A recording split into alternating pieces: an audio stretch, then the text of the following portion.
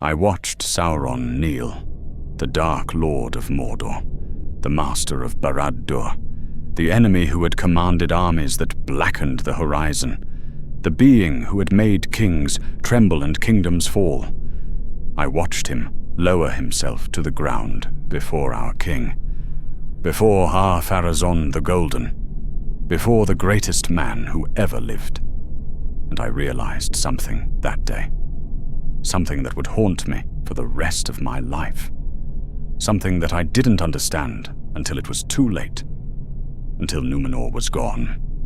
Until everything we built had drowned beneath waves taller than mountains. Sauron was afraid, truly afraid, for the first and only time in his existence.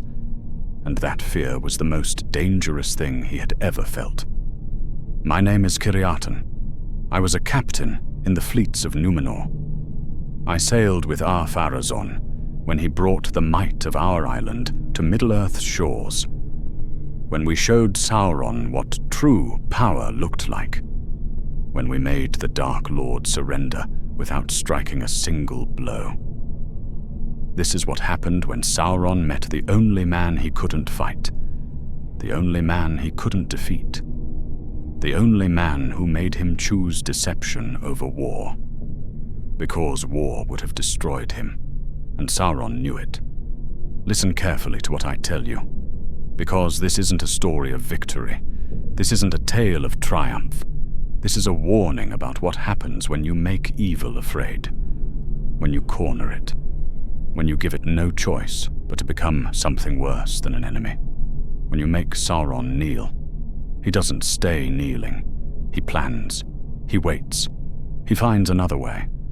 And the revenge he took on us, the revenge he took on Numenor, on everything we were, everything we could have been, it was worse than any war. It started with reports, strange reports from our colonies in Middle-earth, from Umbar, from the coastal cities where Numenorean lords had ruled for generations. Sauron was moving, building, expanding. His forces were pushing west, threatening our territories, our holdings, our people. The messages came to Armenalos, to the king's palace, to Ar-Pharazôn himself. Reports of orc armies, of men corrupted by Sauron's promises, of darkness spreading from Mordor like a stain across the land. The lords of Numenor were outraged. How dare this thing, this pretender, threaten us, threaten the greatest kingdom that had ever existed, threaten the descendants of Elros, the blood of the Edain who had fought Morgoth himself. But I remember the first council meeting, when the king's advisors debated what to do. Some urged caution, diplomacy, negotiation, send ambassadors, make treaties, contain Sauron through alliances with the men of Middle-earth. Others urged war, immediate war. Crush him now before he grows stronger. Show him what Numenorean steel can do. Remind Middle-earth who the true power is. Ar-Pharazôn listened to them all, silent, calculating, his eyes distant, his mind working through possibilities, through strategies, through what would serve his purpose best.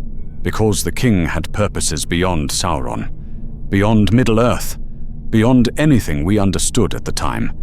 He was thinking about the Valar, about mortality, about the Ban, about death itself.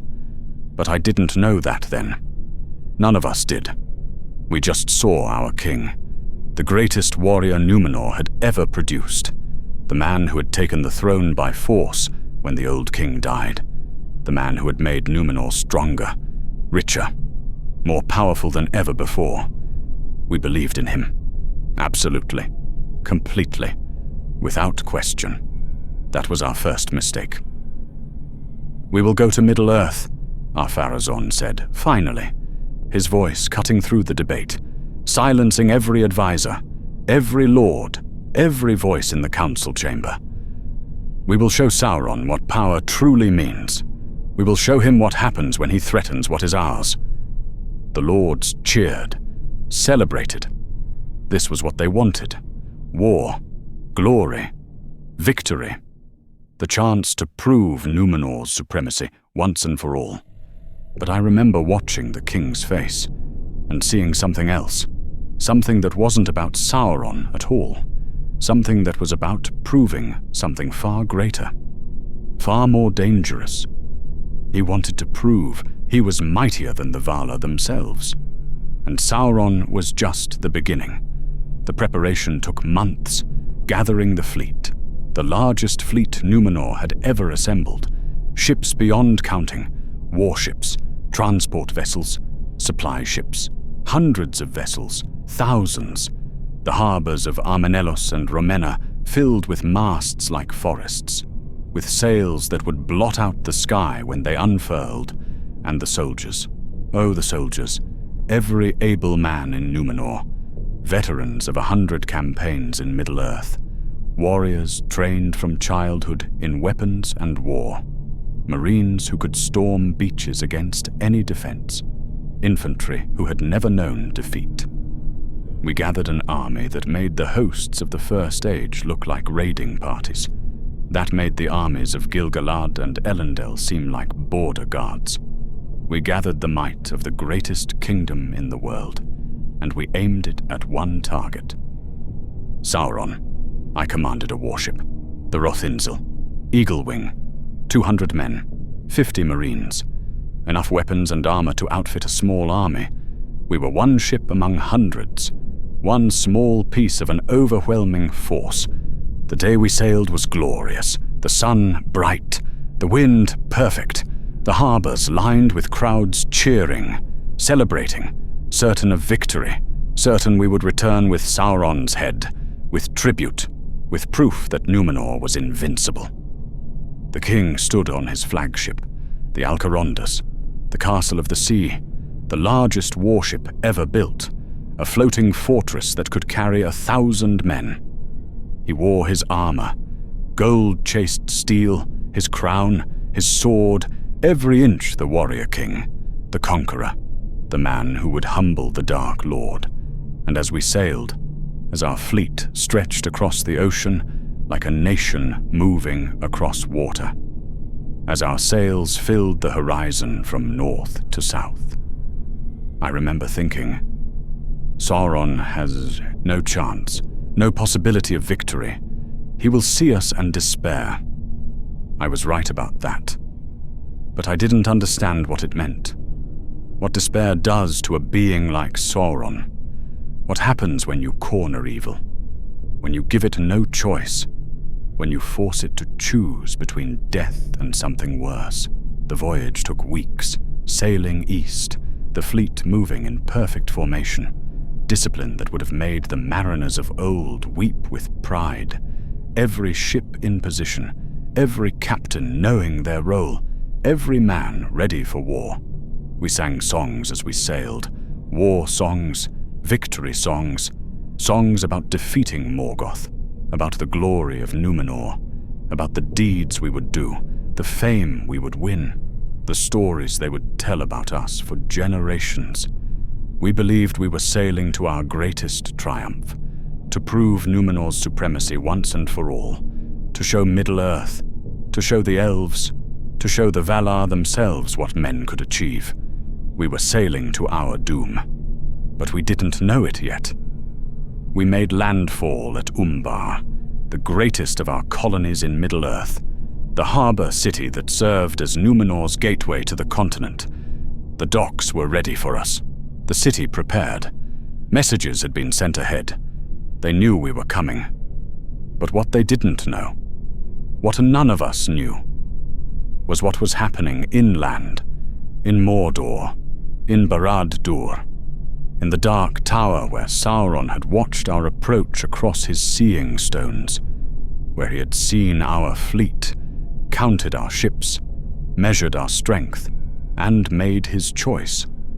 We spent 3 days in Umbar, organizing, preparing, gathering scouts and reports, learning everything we could about Sauron's positions, his armies, his defenses. The news was troubling, not because Sauron seemed strong, but because he seemed to be retreating, pulling back, his armies abandoning forward positions, falling back toward Mordor, toward the Black Land, toward the fortress he had built in the shadow of the mountains. Some of our commanders thought this was fear. Sauron running from us, abandoning his conquests in the face of our overwhelming force. Others thought it was strategy, drawing us inland, away from our ships, away from our supply lines, into terrain he controlled, where he could attack from ambush, where his knowledge of the land would give him advantage. Our Pharazôn listened to all the theories, but I don't think he cared which was true. He wanted Sauron, wanted to face him, wanted to make him kneel. Because this wasn't about strategy. This wasn't about conquest. This was about proving something, about showing the world, about demonstrating that our Pharazôn the Golden was the mightiest king who had ever lived. Greater than Elendil, greater than Elros, greater than the kings of old who had fought Morgoth, maybe even greater than the Valar themselves. We marched inland, the full might of Numenor's army, 50,000 men in perfect formation, cavalry on horses bred from the stock of Valinor itself, infantry in steel armor that no orc weapon could pierce, archers with bows that could shoot through stone, engineers with siege weapons that could level fortresses, and everywhere we went, every town, every village, every settlement, the people came out to watch, to stare, to witness what real power looked like. The men of Middle-earth were diminished compared to us, shorter, weaker, their kingdoms small and scattered, their wars petty, their ambitions limited. They looked at us like we were gods, like we had descended from heaven itself. Some of our soldiers enjoyed this, the worship, the awe, the fear in their eyes. They would boast, show off their strength, their weapons, their superiority. But I found it sad. These were our cousins. Distant cousins, yes. Separated by 3,000 years and an ocean. But still the same blood. The blood of the Edain. The men who had fought in the First Age, who had stood against Morgoth, who had earned the Valar's gifts. We had been given Numenor, long life, power, wisdom. We had been raised up. They had been left behind, to struggle, to fail, to die young in their small wars. And now we marched through their lands like conquerors, like the answer to all their problems, like salvation itself. But we weren't coming to save them. We were coming to prove a point, to make Sauron kneel, to feed our Pharazôn's ambition, and they would pay the price for that. Later, when Sauron took his revenge, when the Dark Lord turned his attention to Middle-earth's men after Numenor fell. But that was still to come. We moved toward Mordor, toward the Black Land, toward Sauron's heartland, and the reports kept coming. Troubling reports, impossible reports. Sauron's armies were deserting, not retreating, deserting, breaking, fleeing, abandoning their posts and running, scattering into the wilderness, disappearing into the mountains, refusing to fight. The orcs were the first. They saw our army, saw our numbers, saw our discipline and equipment and strength, and they ran. Thousands of them, tens of thousands, just gone, vanished into whatever holes they had crawled out of. Then the corrupted men, Sauron's human servants, the Easterlings and Sothrons who had sworn to him, who had taken his gifts, his promises, his gold. They saw us coming, and they broke their oaths, abandoned their positions, fled back to their own lands, even the creatures, the things Sauron had bred or corrupted or summoned from darkness. They melted away, disappeared, refused to stand against us. Within 2 weeks of landing, Sauron's entire army had collapsed, without a battle, without a fight, without a single sword being drawn. They had seen us and despaired, seen the full might of Numenor and known they couldn't win, that no force in Middle-earth could stand against us, that we were as far above them as the Valar were above men. Our soldiers celebrated. This was proof of our power, proof that even the Dark Lord's servants knew they couldn't face us, that Numenor was invincible, unstoppable, supreme. But I remember talking to one of our scouts, a man who had lived in Middle-earth for years, who knew the land, the peoples, the way Sauron operated. "This isn't right," he said, quiet, worried. "Sauron doesn't break, doesn't retreat like this. He's fought the elves for 2,000 years, fought Gil-galad and Elrond, fought the greatest warriors of Middle-earth. He doesn't just give up." "Maybe he knows he can't win," I said. "Maybe even Sauron recognizes power when he sees it." "Maybe," the scout said. "But he didn't sound convinced. Or maybe he's planning something else, something we're not seeing. Sauron doesn't surrender. He adapts. He changes strategy. He finds another way." "What other way?" I asked. "We have him trapped. His armies are gone. His allies have abandoned him. All that's left is him and whatever servants remain in Barad-dûr. And we're bringing 50,000 men to his doorstep." The scout shook his head. "I don't know. But I've studied Sauron, learned about him, fought his servants. He's not a warrior who loses battles and surrenders. He's something else. Something that thinks differently, plans differently, wins differently." "He's about to lose," I said, certain, confident. For the first time in his existence, he's about to face something he can't defeat. "Yes," the scout said, looking at me with troubled eyes. "And that's what worries me. What does Sauron become when he can't win through war? What does he do when force fails? When all his armies are useless? When even he knows he'll die if he fights?" I didn't have an answer. And at the time, I thought he was being paranoid, seeing threats that didn't exist. Now I know he was right. Completely right. And we should have listened. We should have turned around, gone home, left Sauron contained but alive. Let him rot in Mordor with his broken armies and his failed plans. Instead, we marched forward. Into the trap. Into the plan. Into exactly what Sauron wanted. We reached the borders of Mordor, the mountains rising before us, dark and jagged and hostile. The Black Gate visible in the distance, Sauron's fortress gate, the entrance to his realm, and there, standing before the gate, waiting for us, Sauron, not an army, not a host, not even a guard, just him, the Dark Lord, alone. He stood in armor, black armor that seemed to drink light, that made the air around him shimmer and distort, his form tall, powerful, beautiful in a terrible way. This was Sauron as Anatar, the Lord of Gifts, the form he had taken when he deceived the elves, when he had taught them to forge the rings of power.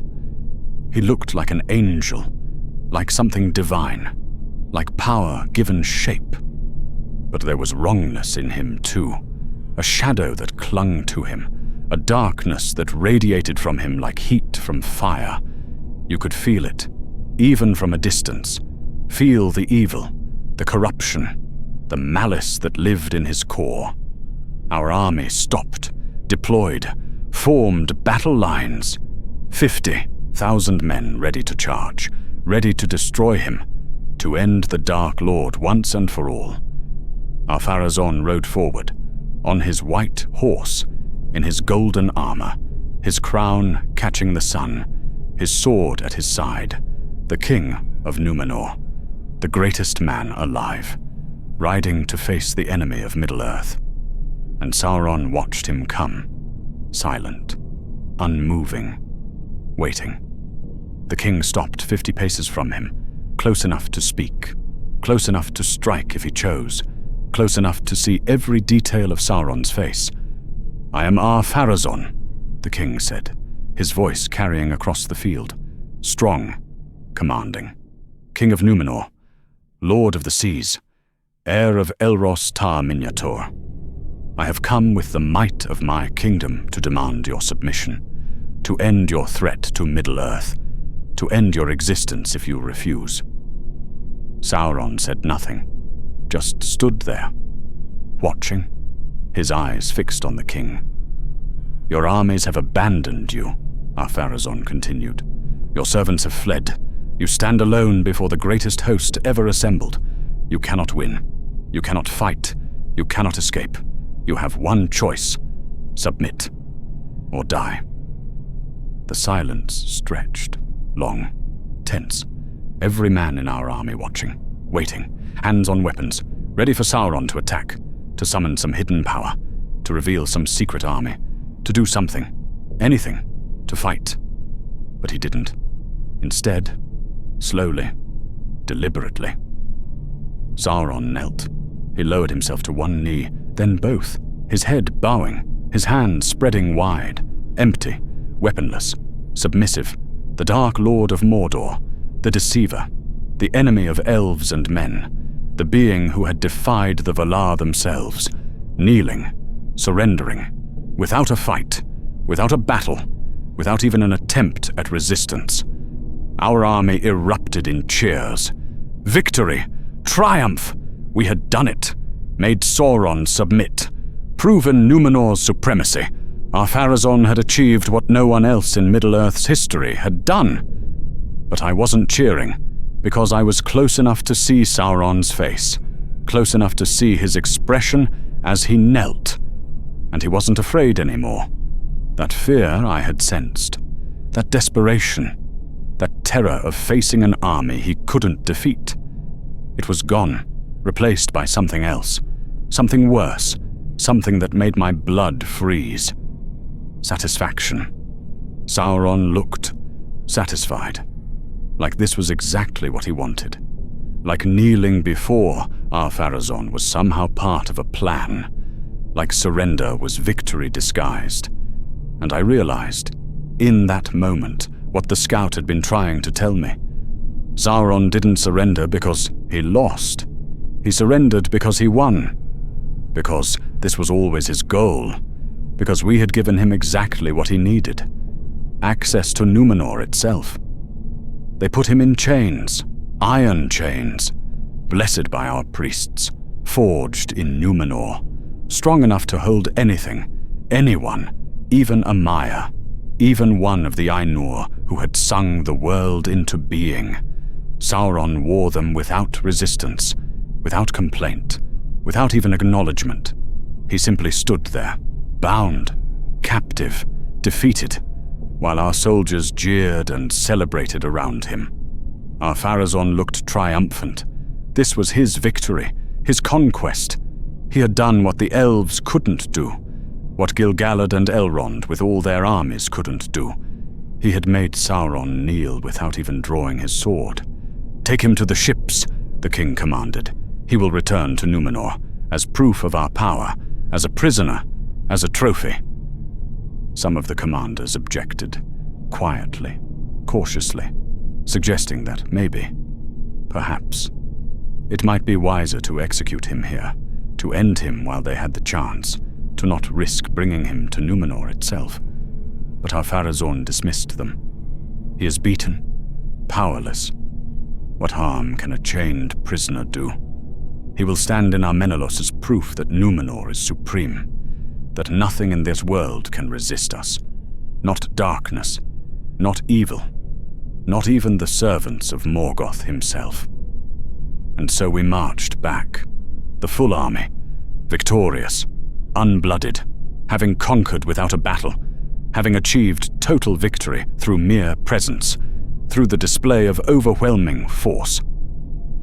Sauron walked among us, chained, guarded, silent, his eyes downcast, his posture defeated, every inch the prisoner, the conquered enemy, the broken foe.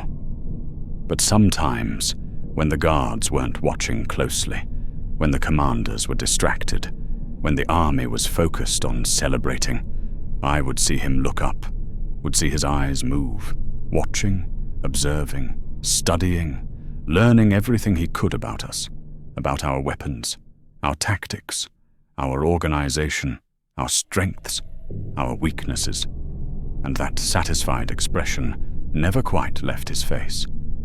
That sense that this was somehow going exactly as he planned, that defeat was somehow victory, that surrender was somehow conquest. The voyage back took longer than the voyage out. Bad winds, strange storms, delays that made no sense. Some of the sailors muttered about bad omens, about evil signs, about curses, but most dismissed it. We had won. We had conquered. A few storms were nothing compared to what we'd achieved. Sauron spent the voyage in the hold of the Alcarondas, the king's flagship, chained, guarded at all times, given minimal food and water, treated like the prisoner he was supposed to be. But I spoke to some of the guards, the men who watched him day and night, and they told me things, troubling things. He talks to us, one said, quiet, nervous. Not often, not much, but sometimes he'll say things, comments, observations. He's persuasive, makes you think, makes you question. Question what? I asked. Everything, the guard said. He asked me why Numenor doesn't take what it wants, why we're so powerful, but don't rule Middle-earth openly, why we follow the Valar's commands when we're strong enough to defy them, why we accept mortality when immortality is so close, just across the sea. That's treason, I said, shocked. Speaking against the Valar, against the ban. I know, the guard said, but the way he says it doesn't sound like treason.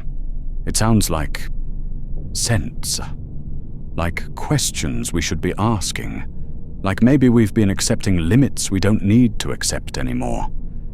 I reported this to the commanders, warned them that Sauron was dangerous, even chained, that his words were weapons, that he was corrupting the guards. They dismissed me. He's a prisoner, powerless. Let him talk. Words can't harm us. That was our second mistake. Thinking words were powerless. Thinking deception was harmless. Thinking Sauron's real weapons were armies and orcs and darkness. His real weapon was truth, twisted truth, corrupted truth. Truth mixed with lies, so subtle you couldn't tell where one ended and the other began. And he was about to use that weapon on the greatest kingdom in the world. We reached Numenor in triumph, the harbors filled with celebration, the entire island turning out to see Sauron brought in chains, to witness Ar-Pharazôn's victory, to celebrate Numenor's supremacy over darkness itself. They paraded him through Armenalos, through the streets of the capital, showing him to everyone, letting them see the Dark Lord defeated, broken, conquered, proof that Numenor was invincible. The people celebrated, cheered, threw flowers and sang songs. This was the greatest victory in their history, greater than any conquest, greater than any war. They had defeated the being the elves feared, the darkness that had threatened Middle-earth for 2,000 years. Ar-Pharazôn stood on his palace balcony, waving to the crowds, accepting their worship, their adoration, their absolute faith that he was the greatest king who had ever lived. And below, in the streets, Sauron walked in chains, looking defeated, looking broken, looking like he had lost everything. But I watched his eyes, and I saw him studying everything, the city, the palace, the king, the people, the weakness, the pride, the ambition, the fear of death that lurked beneath all of Numenor's glory. He was learning, planning, preparing, finding the cracks in our strength, the flaws in our perfection, the doubts that would let him in. They imprisoned him in the king's palace, in a chamber beneath the throne room, guarded constantly, watched always, given nothing, allowed nothing, treated as the dangerous prisoner he was. For a week, maybe 2, he sat in silence, spoke to no one, did nothing, just existed, in chains, in darkness, defeated, and then, slowly, carefully, perfectly, he began to speak, not to the guards, not to the servants, to the nobles, the lords, the priests, the people who visited to see the conquered Dark Lord, to mock him, to celebrate his defeat, to assure themselves that evil had been vanquished. He would say small things, observations, comments, questions that seemed innocent, harmless, curious. Why do the Valar forbid you from sailing west? What do they fear you will discover? Your lives are long, but not long enough. 300 years, 400. It seems cruel when immortality exists so close, just across the water. You are the greatest kingdom in the world, yet you hide on an island, serve gods who give commands, but offer no explanation, except limits that seem arbitrary. Ar-Pharazôn defeated me without striking a blow. He is the mightiest king ever to live. What couldn't he achieve if he stopped accepting boundaries, stopped obeying rules, stopped fearing the Valar? Small questions, small observations, small truths mixed with small lies. And they worked, because deep down, in the hearts of Numenor's lords and kings and people, there was doubt, fear, resentment. Why did the elves get immortality while we die? Why do the Valar get Valinor while we're trapped in Middle-earth? Why are we so powerful, yet still bound by rules we didn't make? Sauron found those doubts, fed them, nurtured them, made them grow. Not through lies, through twisted truth, through questions that seemed reasonable, through observations that seemed logical, through words that made you think maybe, perhaps, what if? And Ar-Pharazôn listened, because Sauron wasn't speaking to guards anymore. He was speaking to the king himself, the king who had his own doubts, his own fears, his own ambitions that went far beyond Middle-earth, the king who feared death, who wanted immortality, who wanted to prove he was equal to the Valar themselves. Sauron saw this, understood it, exploited it. Within months, Sauron was no longer a prisoner. He was an advisor, a counselor, a voice the king trusted, because everything he said seemed to make sense, seemed to serve Numenor's interests, seemed to point toward glory, power, victory over even death itself. The faithful, the Numenoreans who still followed the Valar, who still respected the ban, who still remembered what we had been given and why. They protested, warned, begged the king to see what was happening. Ar-Pharazôn ignored them, persecuted them, drove them to the coasts, to Romana and the eastern shores, away from power, away from influence, away from the king who no longer listened to wisdom, because Sauron told him what he wanted to hear, that death was a lie, that the Valar were jealous, that immortality could be taken by force, that Numenor didn't need to serve anyone, that Ar-Pharazôn could become a god himself. And the king believed him, because he wanted to believe, because Sauron's lies confirmed what he already thought, what he already wanted, what his pride and ambition and fear had already prepared him to accept. Years passed. Sauron's influence grew.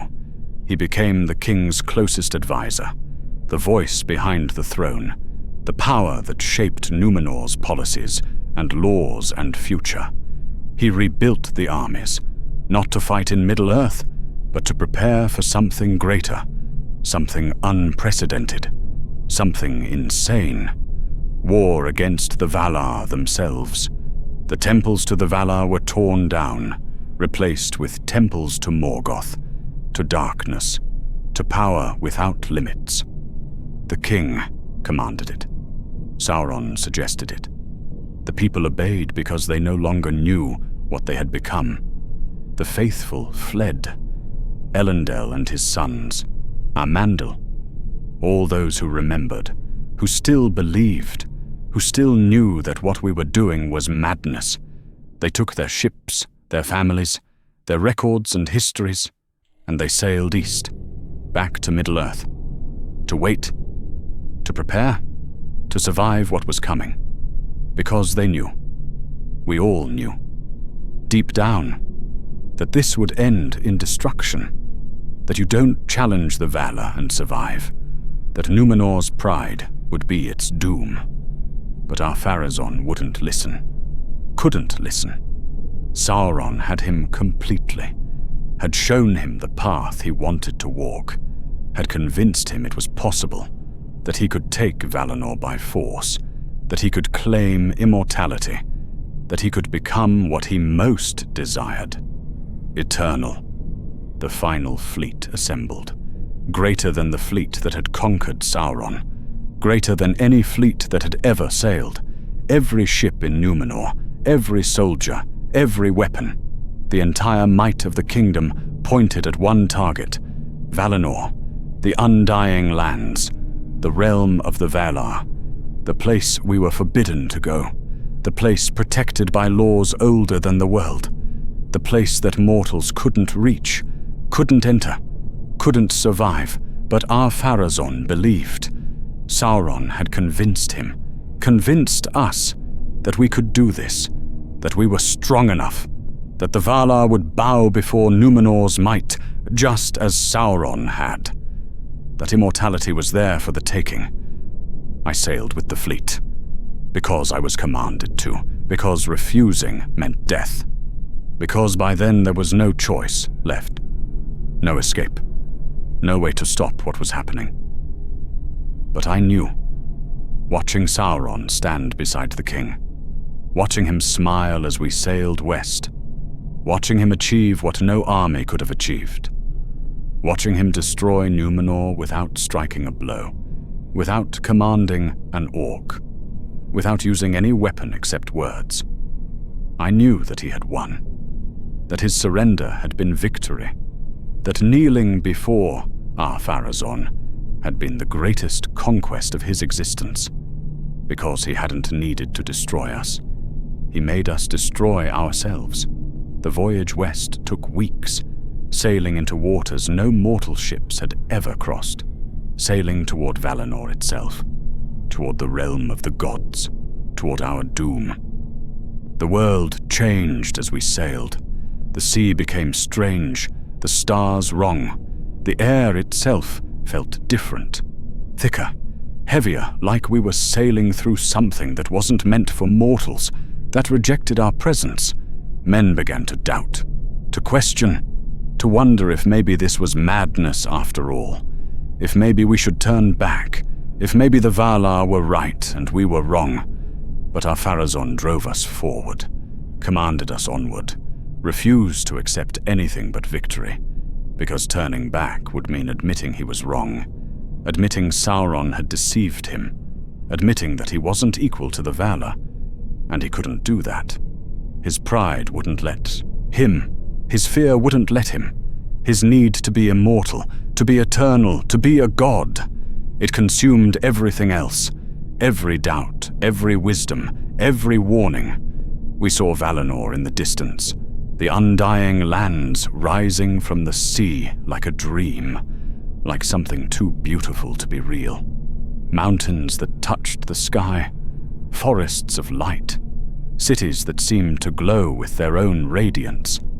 Ar-Pharazôn stood on his flagship, commanding the fleet forward, preparing to land, to conquer, to take immortality by force. And then, the world broke. I don't have words to describe what happened, what it looked like when the Valar responded to our invasion, when Eru himself intervened, when the creator of all things decided that Numenor had gone too far, had become too corrupted, had chosen its path and had to face its consequence. The sea rose, not like a wave, like a mountain, like a wall, like something that wasn't water anymore, but judgment given form. It swallowed the fleet, every ship, every soldier, every man who had sailed west, Ar-Pharazôn, the king, the conqueror, the man who wanted to be a god, gone, drowned, destroyed in an instant, and the wave kept coming, following us, chasing us, pursuing us back to Numenor itself. I survived. I don't know how. My ship, the Rothin Seal, was at the rear of the fleet, far enough back that when the wave hit, I was thrown clear, into the water, into chaos, into drowning. But I lived, somehow, caught a piece of wreckage, floated, survived while thousands died around me. And I watched as the wave reached Numenor, as it rose higher, taller, becoming something impossible. Something that blocked out the sky. Something that was judgment and destruction and the end of everything we had built. The island. The greatest kingdom in the world. The realm of the Dunedain. The land of the blessed. The home of those who had fought Morgoth and earned the Valar's gifts. It drowned. The wave crashed over it, over everything, over the mountains, over Meneltarma, over Armenalos, over every city, every town, every person who remained, who hadn't fled with Elendil, who had stayed loyal to Ar-Pharazôn and Sauron until the very end. They died, all of them. Millions of people, the entire kingdom, gone, swallowed by water, pulled beneath the sea, destroyed so completely that within minutes it was like Numenor had never existed. And the world changed. The Valar bent it, made it round, separated Valinor from Middle-earth forever, made it so that no mortal ship could ever sail west again, could ever threaten their realm, could ever repeat what Ar-Pharazôn had done. I floated in the wreckage, in the bodies, in the ruins of the greatest kingdom that had ever existed, and I understood, finally, completely, what Sauron had done. He had feared us, truly feared us. That fear had been real when our fleet landed in Middle-earth, when our armies made his servants flee, when Ar-Pharazôn rode toward him with the might of Numenor behind him. He couldn't defeat us, couldn't fight us, couldn't hope to win against our power. So he destroyed us from within, made us destroy ourselves, turned our strength into weakness, our pride into madness, our ambition into doom, and it worked. Better than any war could have. Better than any battle. Better than any darkness. Sauron eliminated the greatest threat to his power, not through conquest, through corruption, through whispers, through giving Ar-Pharazôn exactly what he wanted to hear. That he could be immortal, that he could be equal to the Valar, that he could take what he desired by force. And Ar-Pharazôn believed him, because he wanted to believe, because the lie was more appealing than the truth, because Sauron understood what the king feared most: death. Elendil found me. Days later, his ships searching the wreckage for survivors, looking for anyone who had lived, anyone who could tell what had happened. There weren't many, a handful, scattered across hundreds of miles of ocean, clinging to debris, to wreckage, to the ruins of the greatest kingdom that had ever existed. He brought me aboard, gave me water, food, medicine, let me rest, let me recover from the horror I had witnessed. And then, when I could speak, when I could think, he asked me what had happened, what I had seen, what had led to this. I told him everything. The landing in Middle-earth, Sauron's surrender, the voyage back to Numenor, the corruption, the whispers, the way Sauron had turned our strength against us, the way he had made us destroy ourselves.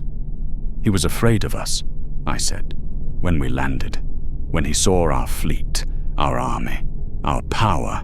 He was terrified. He knew he couldn't win, couldn't fight, couldn't survive if we chose to destroy him. So he surrendered, Elendil said. Understanding. Seeing what I had seen, what we should have all seen from the beginning. He surrendered because it was the only way to win, I said. Fighting us would have destroyed him. But surrendering, coming to Numenor, getting close to our Pharazôn, whispering in his ear, feeding his pride and fear and ambition, that destroyed us. That eliminated the threat without him even drawing a sword. The greatest victory in his existence, Elendil said. Bitter, angry, grieving for everything we had lost, everyone who had died.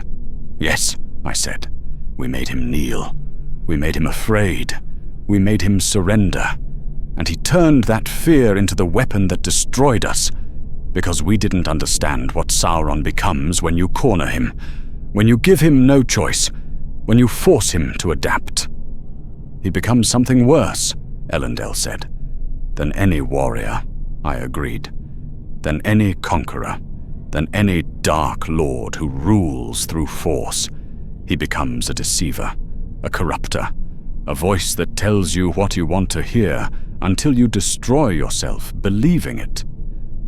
Elendil looked west, toward where Numenor had been, where now there was only empty ocean, where the greatest kingdom in the world had drowned beneath waves taller than mountains. Sauron's body died in the drowning, he said. The wave took him, destroyed his fair form. He can never again take a shape that seems beautiful or wise or trustworthy. Good, I said, though I knew it wasn't enough, knew the damage was done, knew Numenor was gone forever, knew millions had died, knew the world had changed, knew we had been punished for our pride, our ambition, our willingness to believe Sauron's lies. But he survived, Elendil continued. His spirit fled back to Mordor, back to Barad-dûr, back to the darkness. He's wounded, diminished, trapped in Middle-earth now that the world is bent. But he lives, and he'll rise again. Maybe not tomorrow, maybe not for years, but he'll rise, and he'll remember this. Remember what he achieved. Remember that he destroyed the greatest threat to his power without ever winning a battle. What will you do? I asked. Build, Elendil said. Gondor, Arnor, new kingdoms in Middle-earth, kingdoms that remember, that know what Sauron is, what he can do, how he wins. We'll fight him, resist him, stop him if we can, because we're all that's left of Numenor, the last of the faithful, the last who remember what we were before Sauron corrupted us. Do you think you can beat him? I asked. After what he did to us? I don't know, Elendil said, honest, humble, without the pride that had doomed our Pharazôn.